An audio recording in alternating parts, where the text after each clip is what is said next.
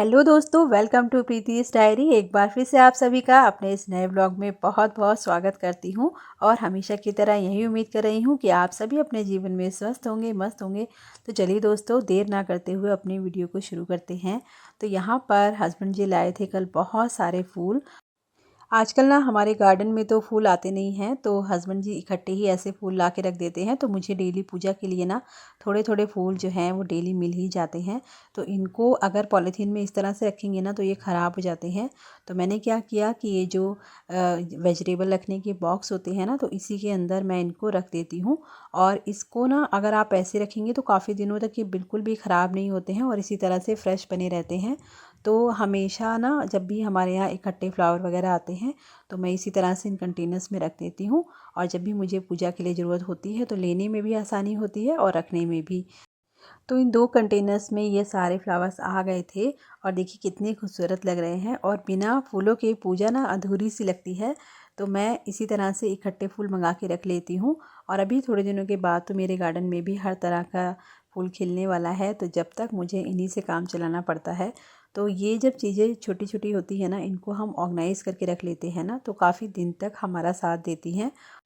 आज शाम की चाय के बाद मैं अपने इन्हीं छोटे छोटे कामों को निपटाने में लगी। और ये सब काम जो होते हैं ना, थोड़े टाइम इनमें लगता है, लेकिन आगे ना आपको कई दिनों के लिए ना बहुत आसानी हो जाती है। तो यहाँ पे ना ड्राई फ्रूट्स में लेकर आई थी, तो इनके कंटेनर्स मैंने कल ही वॉश करके रख दिए थे। तो आज इनको फिल करना था, तो इसके साथ ही ना मैं ये पैकेट से जितने भी कंटेनर्स में ड्राई फ्रूट्स आ जाते हैं ना, इनको मैं इसमें ही फिल करके रखती हूँ। और जब ये ख़त्म हो जाते हैं तो फिर वापस जो पैकेट में अगर रह गया है तो वो भी फिल कर देती हूँ। तो इससे ना चीज़ों को एक्सेस करना थोड़ा सा ईजी हो जाता है। बच्चे भी जब कभी मन करा तो उसमें से कुछ भी निकाल कर खा लेते हैं। और इस समय ना सर्दियों में ड्राई फ्रूट्स वगैरह खाना तो ना हेल्थ के लिए भी बहुत ही अच्छा रहता है। तो बस जितने भी यहाँ पर ड्राई फ्रूट्स के कंटेनर्स थे वो मैंने पूरे रिफ़िल कर दिए हैं। और वैसे भी ना अगर आप पैकेट से चीज़ों को निकालते हैं ना तो उतना इजी नहीं होता है। तो अच्छा ये है कि थोड़ा सा टाइम निकाल के ना इनको वापस कंटेनर्स में फिल कर दिया जाए। तो इससे ना हमारे लिए थोड़ा सा आसान हो जाता है। नहीं तो सुबह सुबह काम करते टाइम जब चीज़ों को पैकेट से निकालना और रखना होता है ना, तो मुझे तो इसमें बहुत ज़्यादा दिक्कत लगती है। तो मैं अपना ना थोड़ा सा टाइम इन सब चीज़ों को देती हूँ ताकि डेली के जो मेरे काम है ना वो थोड़े से ईजी हो जाएँ। तो ये वाला काम करने के बाद में अभी कुछ ऐसी चीज़ें थी जो मेरे किचन में ना ख़त्म होने लगी थी। तो फिर मैंने उनको भी रीफ़िल करके रख दिया है। जैसे बेसन है, सूजी है, ये सब चीज़ें जो होती हैं ना वो इस समय डेली बेसिस पे यूज़ ही हो रही हैं। और सर्दियों में ना इतनी तरह के पकौड़े बनते हैं, कई तरह की डिशेस बनाते हैं। तो इन सब चीज़ों की ना डेली ज़रूरत पड़ती है।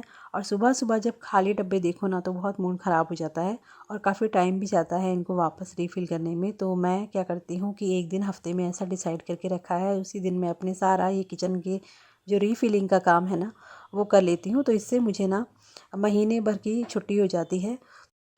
और इस बार सूजी को मैं ऐसे ही फिल कर रही हूँ क्योंकि सर्दियाँ हैं, जल्दी से सूजी ख़राब नहीं होती है। अगर गर्मियाँ होती हैं तो फिर मैं इसको रोस्ट करके रखती हूँ, तो उससे क्या होता है ना कि काफ़ी लंबे टाइम तक काम आ जाती हैं।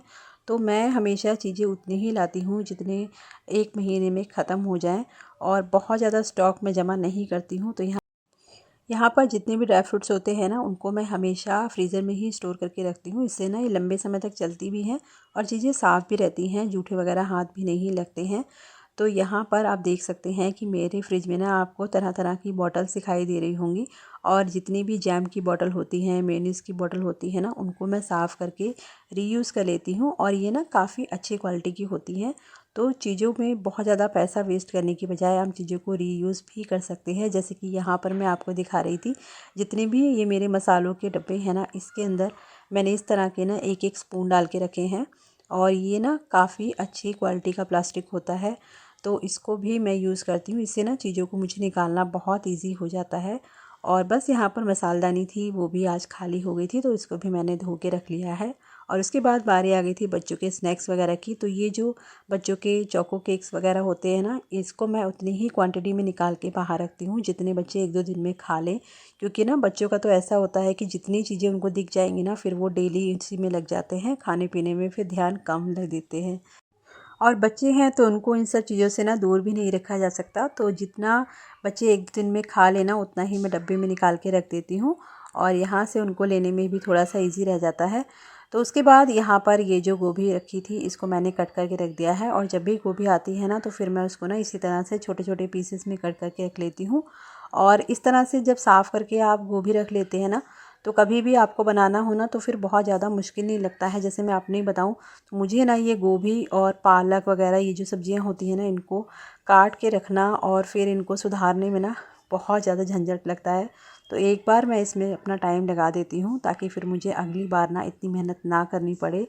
तो यहाँ पर जितनी मुझे सब्ज़ी के लिए चाहिए थी उतनी मैंने बाहर रख ली है और बाकी मैंने इसी तरह से इसको कंटेनर में स्टोर करके रख दिया है।